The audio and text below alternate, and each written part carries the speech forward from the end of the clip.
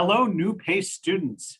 I'm Marvin Krislov, I'm the president, and I'm really glad that you've joined us today.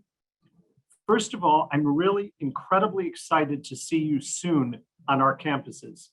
PACE is a really remarkable place, and I can't wait to see all of you. We've all been through an incredibly challenging last year. I know you're eager for a normal college experience at PACE University, and we're eager to get back to that. Right now, we are busy making plans and arrangements for an in-person fall of 2020 that feels very close to a normal semester. We'll have in-person classes, in-person activities, bustling wrestling halls, and vibrant campuses. As you know, we'll be requiring vaccination for all students, faculty, and staff on campus. That's a big part of how we're going to be able to have a more normal fall. There are also other regulations, guidelines, and safety protocols that we'll have to follow. That's what we'll talk about today. We have experts from across the university to walk you through our plans for the fall, and then they'll answer questions. And we also have two of our wonderful students, Dan Ho and Jeremiah Williams. So now I'm going to turn things over to Robina Shep, our Vice President for Enrollment and Placement, to introduce the panel and to start the conversation.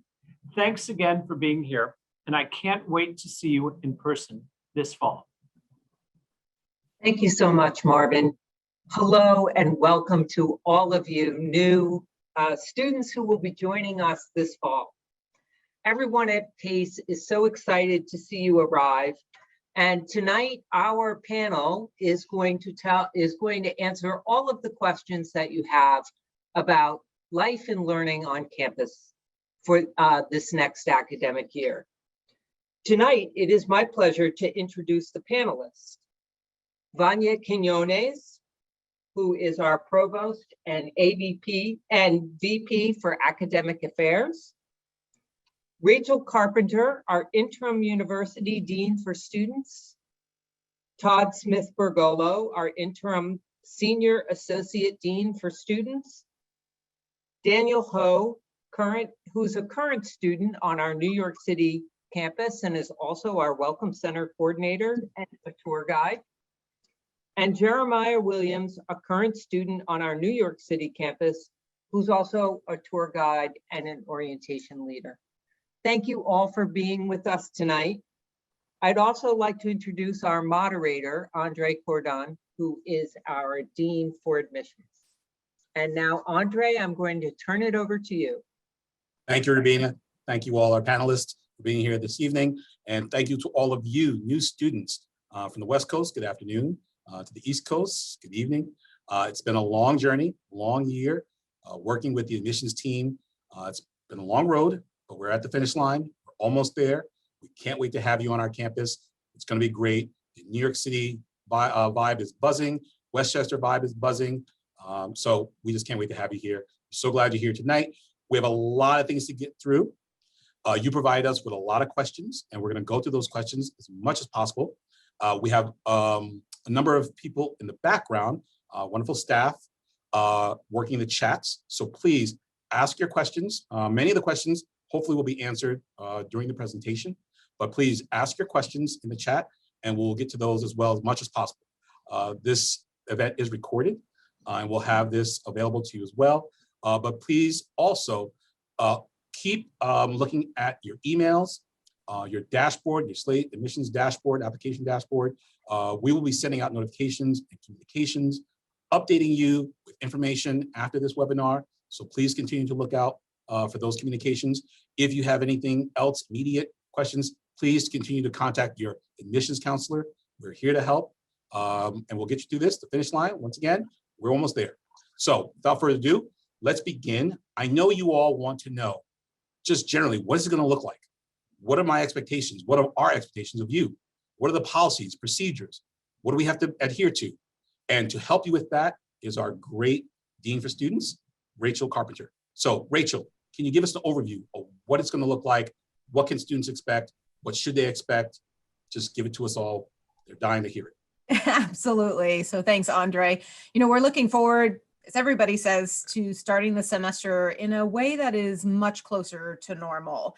And many of your faculty and your staff are really also looking forward to creating more connections with you, being in person, spending more time together on campus. And I say more time together on campus, you all are new incoming students, whether you're transfer students or fourth year students or graduate students. And we really want to introduce you to the reputation that PACE has built about the connections we create with you and also with each other. So I want to share with you how we're going to get to the fall semester, when some of those deadlines are going to take place, and what we are going to do leading up to the fall semester. And then we will open it to questions with our panelists. So some of the overall policies, procedures, requirements, expectations, and I frame that in a positive way. These are the things that are going to get us to that fall semester that we've been so looking forward to throughout the nation, throughout the world. And it's going to be a great fall semester and an academic year. We're moving ahead with a return to normal or close to normal operations for the fall semester. If you haven't been keeping track of the news, in New York, 70% of all adults have had at least one dose of a COVID-19 vaccine. And the positivity rate in New York is extraordinarily low, and it continues to trend in that direction. And the vast majority of pandemic restrictions have been lifted by Governor Cuomo just in the last couple of weeks. So when Andre said that New York City is picking up speed, Westchester County is as well. That is what we see in reality as well. So tonight, together we've made it through an extraordinarily tough 15 months. We do see the light at the end of the tunnel, and we're going to see you back on campus in the fall, safe and healthy. And we're going to see all of our other students and faculty staff as well. So here's how we're going to prepare for that. One is to get vaccinated if you haven't already and if you are able to do so. And we'll talk a little bit more later tonight about how you upload those results. But effective August 16th, COVID-19 vaccinations are required for everyone coming to PACE campus, faculty, staff, and our students. Except for those, of course, if you have approved medical or religious exemptions, vaccine records must be uploaded to the confidential patient portal by August 1.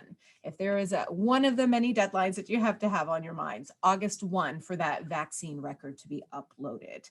And we have a lot of people who are helping to moderate the chat. So if somebody could put in the patient portal link, that would be super helpful. Thank you very much, Heather. And to meet the deadline, your first shot, if you're going to get a 2-dose series, needs to be by July 3rd if you're getting the Moderna, July 10th for Pfizer, or July 31st for Johnson & Johnson. Now, Johnson & Johnson is just the one shot, and it's absolutely okay if you receive your last dose by August 1st and you upload that card on August 1st, because even though you have 2 weeks until you're fully vaccinated, but just uploading that card with the intent for you to come closer to the beginning of classes, you will be fully vaccinated. So we'll have some more time to talk specifically about vaccines and uploading and things like that. But I also want to share with you this experience of moving towards a normal campus life with the restrictions that are lifted mainly for vaccinated individuals. So starting July 1st, I just looked at my calendar, tomorrow's the last day of June. You can realize that. But starting July 1st, masking and distancing guidelines will be lifted on all of our Pace University campuses for all vaccinated individuals who have actually uploaded and verified their vaccine record. In accordance with New York State and CDC guidelines, which have been the guiding principles that we have been following over the last 15 months, individuals who are not fully vaccinated are responsible to continue wearing their face coverings and observing distancing while they're on campus. But all members of the PACE community, regardless of your vaccination status, continue to have the option of wearing a face covering for their own safety and comfort. So if you are somebody who has the vaccination, but you're immunocompromised yourself, you live with someone who is, or I'm just not ready to remove it yet, that's okay. It is an option for you, and we want to make sure that all members of our community have that flexibility. So what the fall is going to look like? Well, it's not going to look like fall 2020, which probably doesn't mean a lot to our new students, but if you're finishing up high school, if you are transferring from another college, or you're a graduate student coming in, I think you can imagine what it might have felt like. And it's going to look a lot more like fall 2019 for us. And what does that mean for you? In-person convocation to welcome our first-year students and our transfer students, in-person classes, meetings, events, regular dining hall operations. There's still going to be testing available, but we'll talk a little bit more about what that means and who that applies to. And as new students, I would encourage you to download the Pace Safe app. The Pace Safe app is actually only available to those who have a PACE login, so your username and your password. And it actually is going to be the way that you gain access to campus. So I want to make sure that you know that the Pace Safe app, let's say it multiple times, is something that you download. It's a great tool in general. It has a lot of information about safety, safety on campus, a variety of resources for you. And it also has a really important COVID-19 questionnaire. And that is something that you will have to fill out every time you come to campus. So when you access campus, you're going to show your Pace Safe app that you've completed that daily questionnaire, and then you're going to be able to swipe your ID. So I encourage you to go ahead and download that app before you even need it. Students, you are going to have visitors on campus. Residential students may have guests in limited fashion, and we're going to talk a little bit more about what that policy entails. In the previous year, we didn't have guests allowed on campus in the residence halls, and then we moved to having limited guest visitations of just residential students being able to visit each other. And so coming in the fall, we will expand that to include commuter students who are approved to come to campus. There are going to be, as President Krisloff said, sporting events, student events, performances, trips to the city, things to do within Westchester County and New York City. We are going to return to a more normal. So with that, I turn it back over to you, Andre. Apologies for that. You're not off the hot seat yet. We have a number of questions about the vaccine. So let's get right to it. So Rachel, what if I can only get the first of my 2 shots completed before returning to campus? So if you can only get the first of 2 shots for whatever reason, we are really going to make a good faith accommodation. I put air quotes around it. Good faith accommodation for those who are in progress. And more information is going to be communicated to you on how you share that information with us.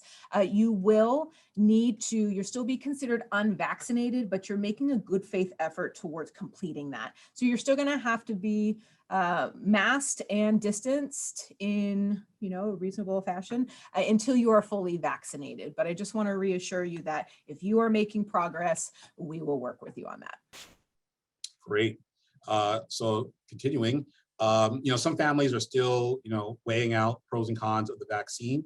So we have a number of questions regarding exemptions, and can they apply for an exemption? Will they qualify? How do they apply for an exemption? Okay, so if you have a valid religious or medical exemption, unless you have those, you do have to be vaccinated to gain access to campus.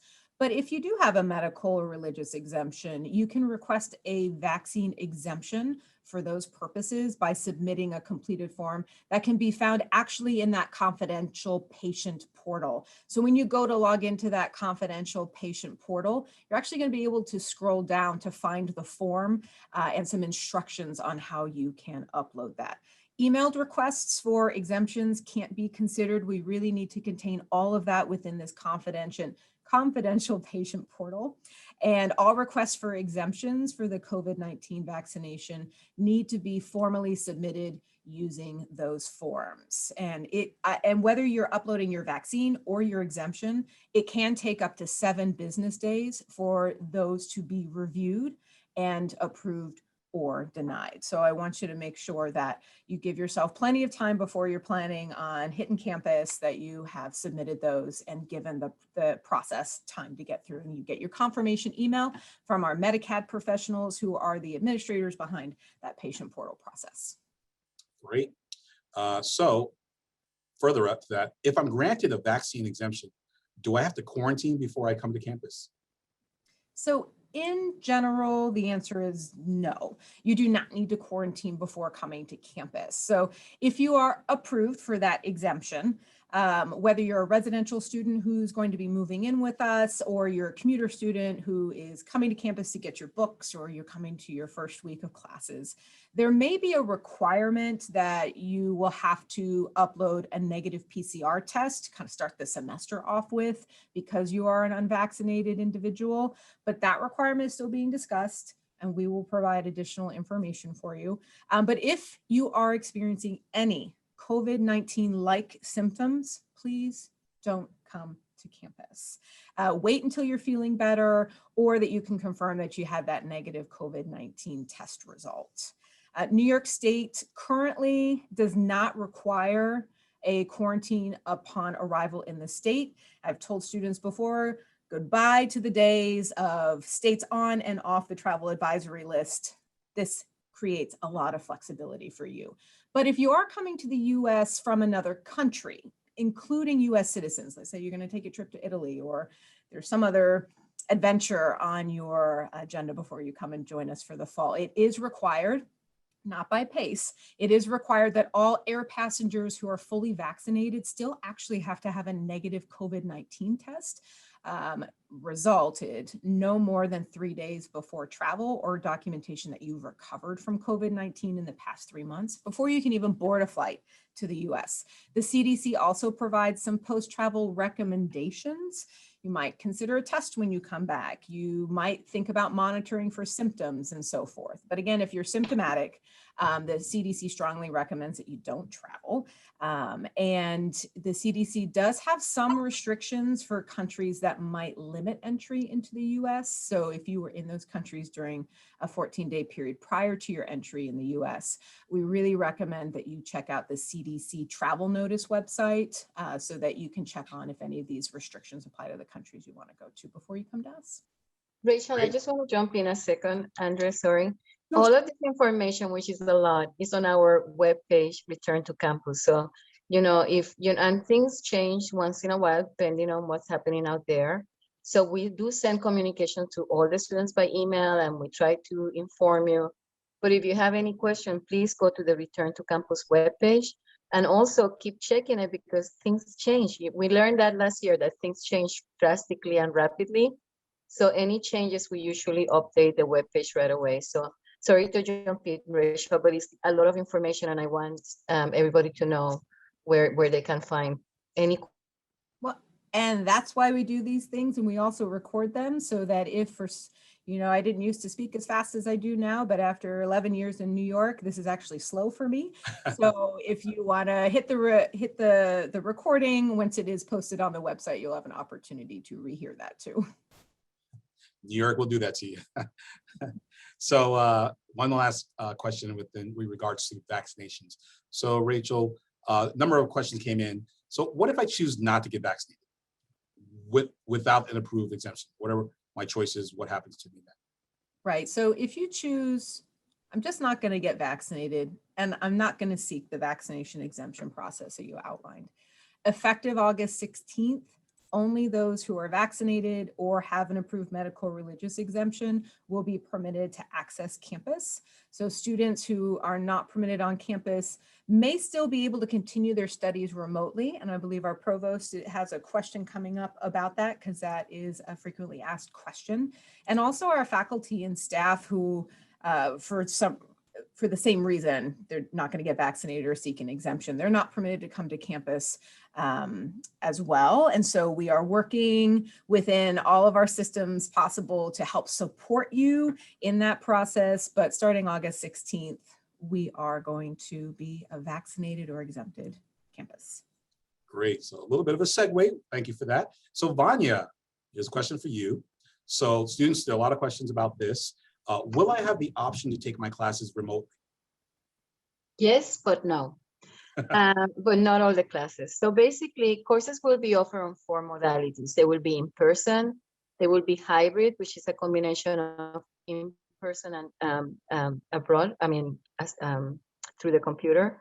It will also be web assistant and online. In some circumstances, for example, field work, clinical work, or courses that require exponential learning or hand-on experience, they cannot be offered through some modalities. So We recommend that when you get registered, your registration and courses will be given to you through orientation, or if you're a grad student, after you meet with the advisor, please pay attention to what is the modality on the courses. All the courses will have a modality designation. You have to be a little bit careful because things are changing a little bit yet. So until early August, there could be some changes on the modality, but you have to pay attention to what type of course you are taking that semester.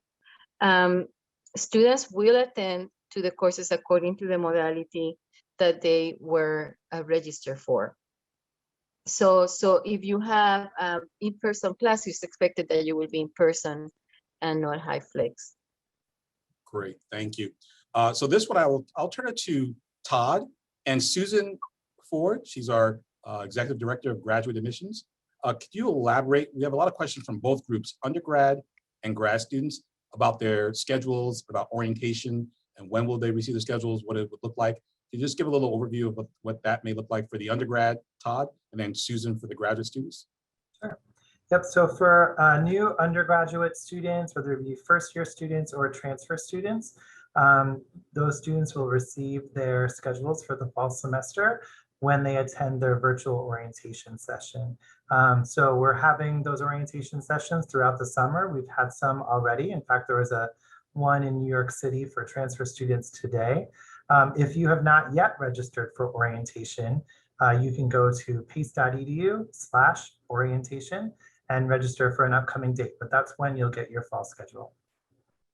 Susan, grad students, what does it look like for them? All righty, grad students, a little bit different due to the uniqueness of your program. You'll need to be in touch with your advisor and/or your department chair for registration purposes. I suggest ahead of time that you take a look at the schedule. It's available on the website, and I suggest you do a little bit of homework ahead of time. But in the meantime, you do have the instructions and the links to reach out for your advisor on your status page and things. So it's pretty easy. And some of the programs allow you to do some self-registration, but I suggest that you go ahead and get some advice before you register. It's the smartest thing to do. And if you need any help, we can always help you make connections through the graduate admission office. What happens if you decide not to be vaccinated? Then you have to pay attention to take the appropriate courses. So there will be courses for you to take online, so you don't have to be on campus, and some of the activities will be online, some of our student affairs activities, but please pay attention to the modality of the courses. Depending on if you're not vaccinated, then those are the courses you need to take. Great, thank you all. So we've done a lot of policies, procedures, all the top heavy level things, but college is also fun, a good time to connect with your peers, learn about yourself, grow as a leader. So to that point, Todd, I want to throw this to you. What can they expect with regard to campus life, student events? What is that going to look like this year? Sure. Yeah, happy to answer that, Andre. And like you said, college, classes are fun and the rest of college is fun too. And we're really excited to get back to being able to provide for students all that we're known for here at PACE. So in terms of events for the fall, we're really excited because we're going to be able to return to having in-person events and having larger occupancy numbers in our rooms so that we can really bring the community together. So this is, like I said, really going to allow us to build upon the community building that we've worked so hard to achieve in the past and really create opportunities for students to connect with one another and with things that they're interested in. Some events may have pre-registration requirements, just so we are looking at capacity limits in some cases.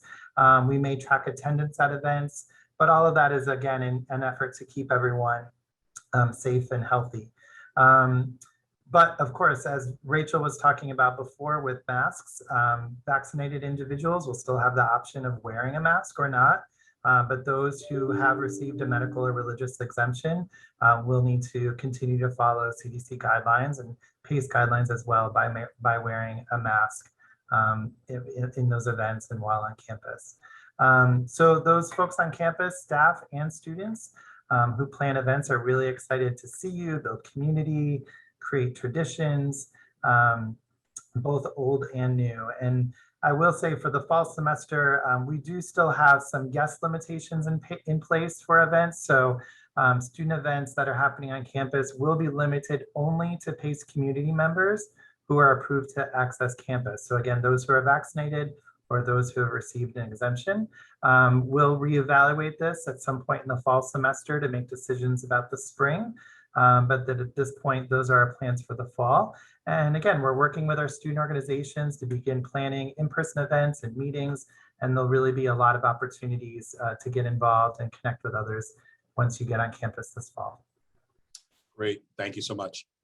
So this may go to Rachel, and then maybe some help from our colleagues in housing, our great friends in housing. So a lot of students and families, they're getting excited. We hear from them every day. They want to know about move-in day, and the first day of classes.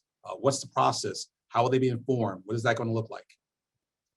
Yeah, so when we ask our faculty, or at least our staff and some of our faculty members, what are they looking forward to? We just had a retreat yesterday in student affairs actually, and they said, I can't wait for move-in.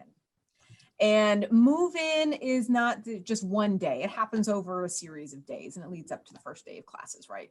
So for the most part, move-in for new residential students is going to take place around September 1st and 2nd in New York City and September 2nd in Pleasantville. And we are doing this because our convocation, which is our academic welcome for our students, you start with convocation, and 4 years later, if you're a first-year student, it is bookended by commencement. So convocation is actually on Friday, September 3rd for our first-year undergraduates and our new transfer students. So it's best to try to move in prior to that date. But a limited number of students can move in a little bit earlier. We are not doing any earlier move-ins than August 30th. And there will be some opportunities to move in after the 3rd if that's just how your schedule works out. We would prefer to welcome all of our first year and transfer students on September 3rd as a part of convocation that Friday, but we know that everybody has different schedules, so we'll be flexible. And we will be sending out that information from our housing operations staff regarding your scheduling your move-in appointment. And those appointments will be available for scheduling around August 1st. You do have to go through a series of steps of signing your housing agreement, reviewing the residential guide to living, and making sure your vaccine or exemptions have been uploaded and approved, so that then you can sign up for that move-in time. We are trying to build in a little bit more time through the sign up process so that we're not as distanced as we were last year. We took 2 weeks for move in, and this year we're trying to shorten that. And so there will be some distancing that is involved to just kind of help everybody move in, avoid congestion in the elevators, and just have a really exciting in-person time. You'll meet students, you'll meet faculty and staff who volunteer. It's a lot of what we call hoopla to invite you back to campus. Great. And one last thing about housing, a lot of students are contacting us and a lot of questions about, they really want to know who their potential BFF is going to be, their best friend forever, in there as a roommate or suite mate. So when will they get their room assignments and roommates? So I'm actually going to turn that question over to Todd if he wanted to come back on and answer that. Sure.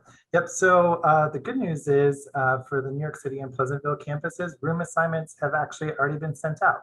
They went out on Friday. So if you haven't seen that information yet, check your email. But those did go out on Friday, so you'll get all of that information there. And our housing operations team is really great about communicating throughout the summer. So you'll continue to hear from them throughout the summer with all the steps necessary to be ready to move into the residence halls this fall. Great, thank you. And Todd, this is another important question. Students, the important things in life: dining, food, and even for staff. When can I go get my Starbucks right on campus? I don't have to go across the street. I can go to Starbucks and my grilled panini sandwich. Kids, they're great, trust me. Todd, what does the dining operation look like this fall? Yes, food is very important. You are right. So we're excited. Our dining halls are going to be open at 100% capacity this fall. As you mentioned, Andre, both campuses have a Starbucks as well, which is very popular. And so we'll be open full capacity. We will have safety measures in place. We'll continue with enhanced cleaning procedures as well. And by now we're all used to seeing kind of those plexiglass dividers that exist in workspaces and eating spaces as well. Those will continue to be available in our dining facilities for those who choose to use them. Great. And finally, Todd, you might have touched on this, or it was touched on before earlier, but can we just go over a little bit? Some questions have come in just about new visitor policy for residence halls, and can they have overnight guests? What are the do's and don'ts? Yep. So as Rachel said, this whole last academic year, we did not allow any guests in the residence halls until the very end of the semester. We allowed students to have guests who lived in the same building as them.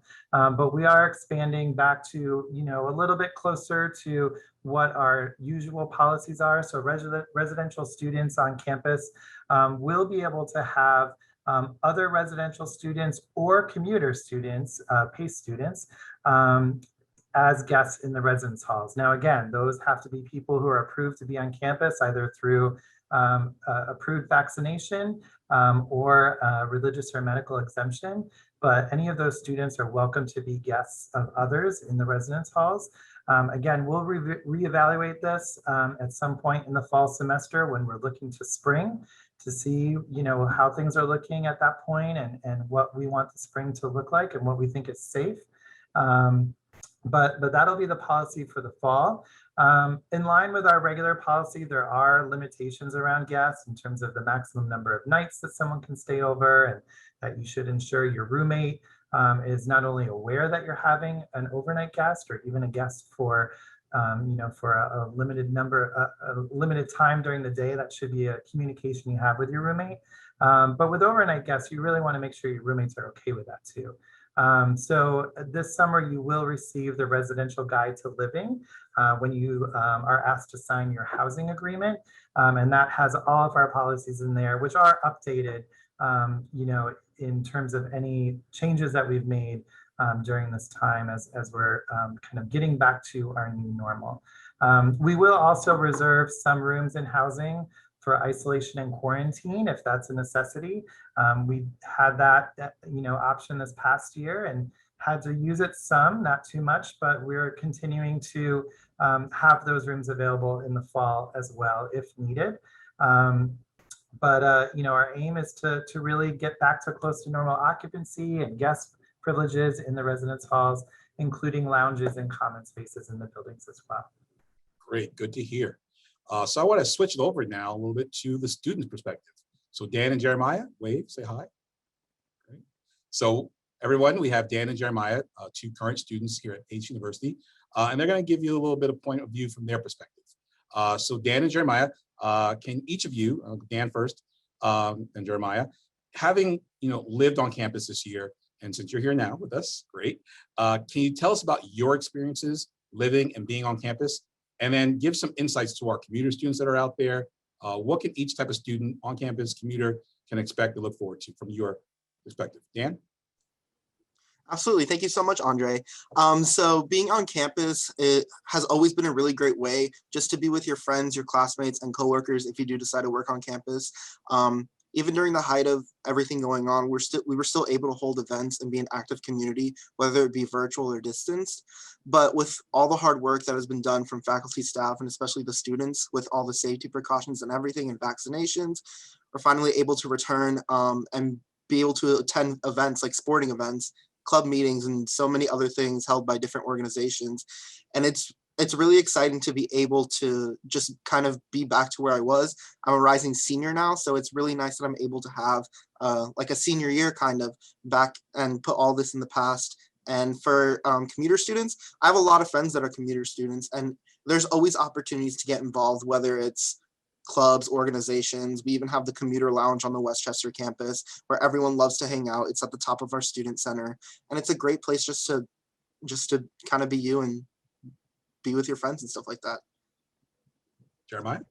Absolutely, I agree. And I know for me, if we were to rewind the clock to summer of 2019, when I was committing to Pace University, I watched everything I knew about Pace online before it was like the cool thing to do.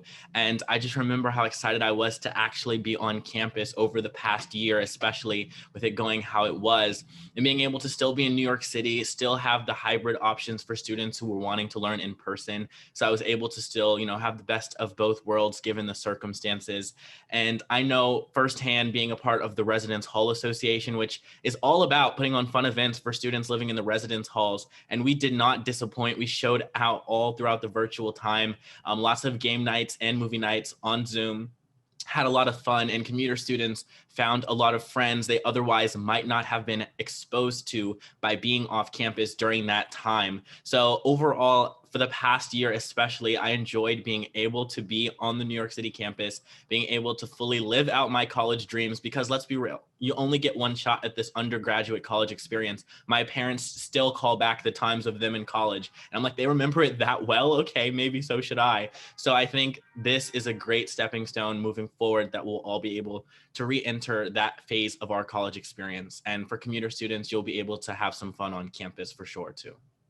Great, great. Thank you so much. So continue on. I want you guys to live back those days of your orientation days when you're coming out of high school and getting prepared to come to Pace. For those students that are out there, the undergrad students, hopefully they've all registered for orientation, because Todd is watching those numbers and looking at those numbers. So is Rachel, and so are we. Can you give us an idea of what they can expect during orientation? What was it like for you at orientation, and meeting people, friends, and hopefully they're friends now, and just get them excited. We want them to get excited to know what they can expect. So Dan, can you give a little?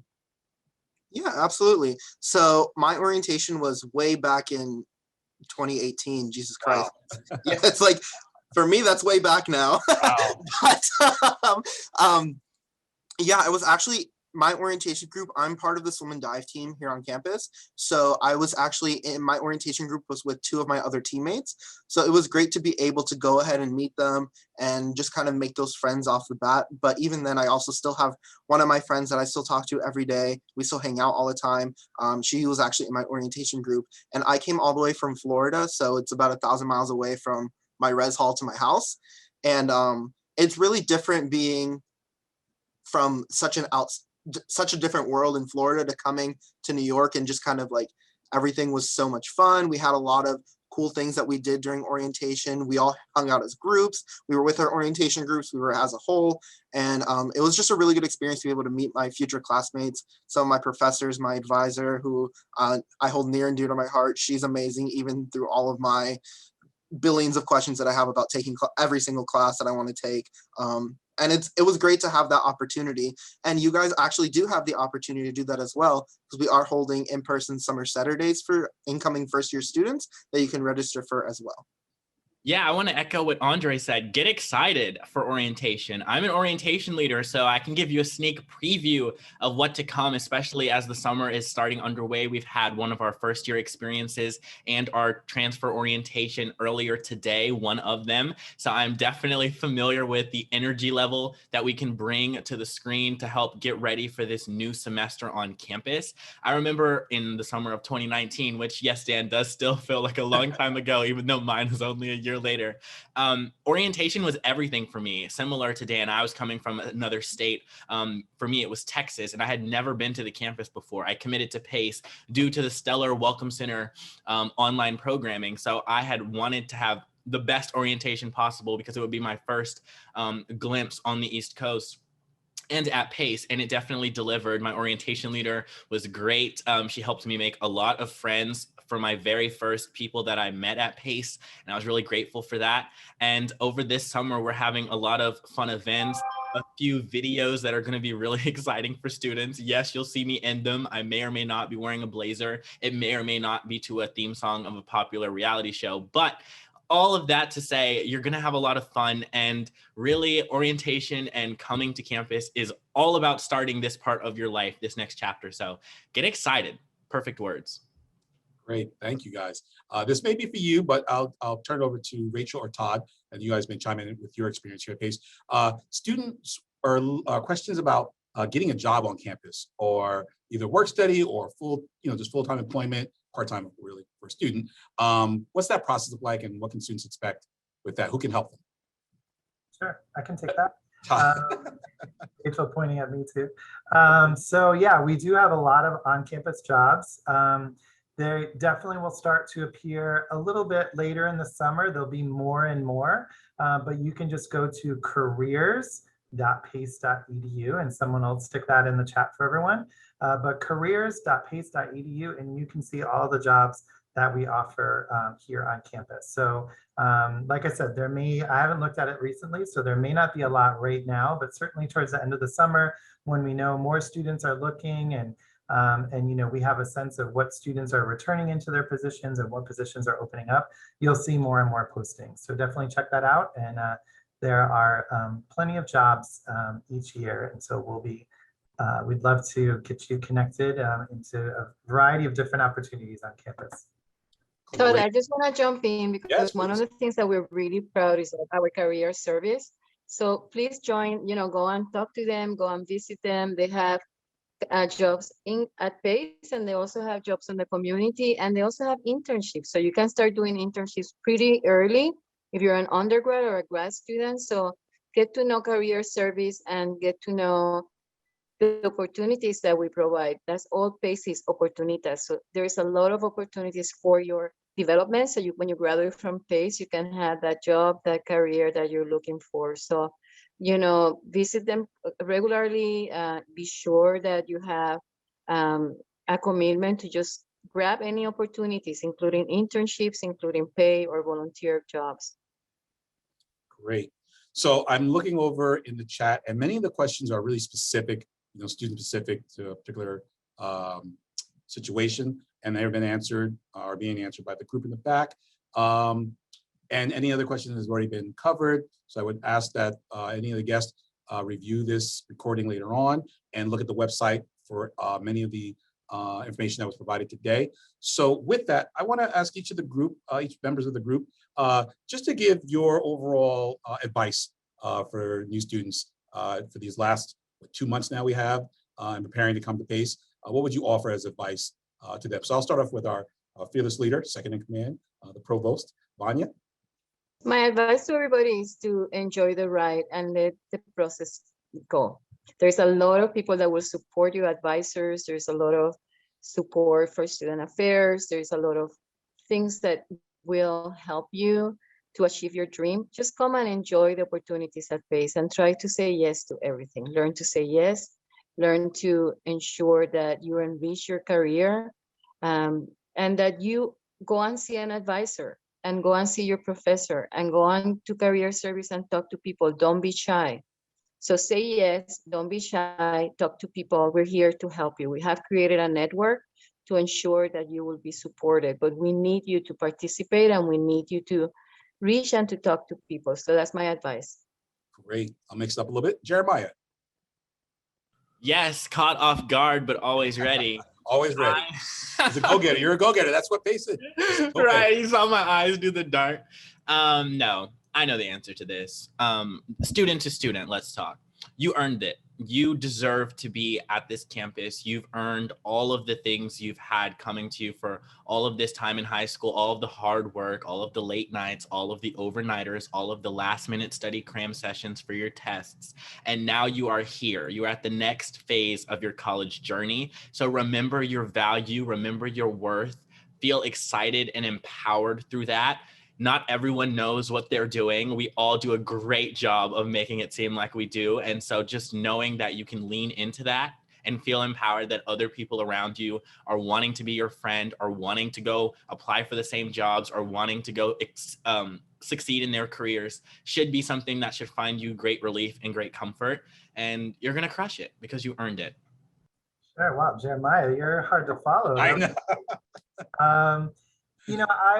I would give the advice to, really take a moment when you get here on campus, but not too long of a moment to kind of take it all in, but then really figure out how you want to get connected. Research shows, and we tell students this all the time, that students who find their place and find their community and get connected within the first 6 weeks of college are much more likely to succeed in school and are even more likely to graduate. So getting connected is really very important. It doesn't mean you need to be involved in everything, but finding your niche, finding the thing that really excites you and helps you find community and find others who share your interests or who just fulfill you in different ways is really very important. So we offer so much here at PACE, inside and out of the classroom. So really encourage you to find what interests you most and to seek it out. Alrighty, so for me, you're gonna make some of the best memories in your life these next 4 years with some of your new best friends for the rest of your life. So make sure that you're getting involved. You're enjoying the next 4 years because they're going to fly by. I'm starting my 4th year. I still think that I'm 18 years old, about to move into Alumni Hall for the first time.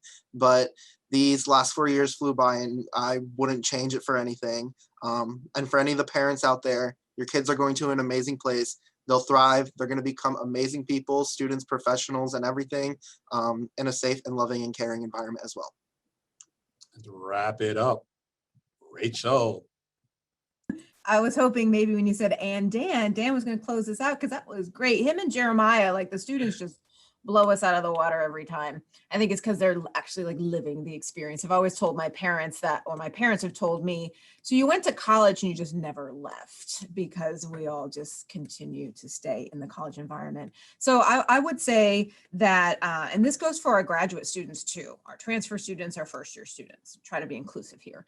Make sure you have a story to tell after you graduate. You're not just coming here for that piece of paper, that diploma. You can go anywhere and get a piece of paper. What I want you to have is an education and experience. So whether you're a graduate student that is also working while you're doing, what are the experiences that you're having in the classroom and the conversations with your faculty, and how do they really impact your skill set and your ability to navigate the professional world? As a transfer student or an undergraduate student, what, as you get involved, like some of the previous panelists recommended, why are you getting involved? What did you get out of that? The connections that you made, can you tell a story about it? Because somebody could have the same set of experiences you had at PACE or another institution, but what's going to set you apart is how you reflect and articulate how you learned, what you learned, the mistakes you made, and the challenges that you overcame. And they don't have to be like deep, dark, secret challenges. They're just things that were obstacles in your way. You used a skill set, coping strategies, and you persevered. So I want you to have a story to tell when you graduate. Great. That's been so great. And I would be remiss. I'll just tell everyone, when you're here, your family. I know there's a statement out there, someone's used it, some company, but you know what? When you're here, your family. Vanya's going to be your great godmother, your fairy godmother. She'll make all your dreams come true. If you have a problem, just go to her. She'll make it. Oh, and there's your godfather. Your godfather is there. He wanted to come in. He's your great godfather. Rachel, the great aunt Stern, Todd, your uncle. You have a number of cousins, Dan and Jeremiah. I'll be a godfather too. I'll make them an offer they can't refuse. I'll help you out any way I can, me and my team. But like I said, when you're here, you're with family, and we are a family. We're happy to do this. We thrive when we do this. We want you to be a part of this. You can see it in all our faces, expressions, and stories we have to tell. We hope you will be a part of this. We know you'll be a part of this, and we can't wait to have you. So to a great team, and since the president did come on, our godfather, if you would like to say a last minute word, because you make it all happen. You make it possible, sir. So we thank you for all your support and your leadership.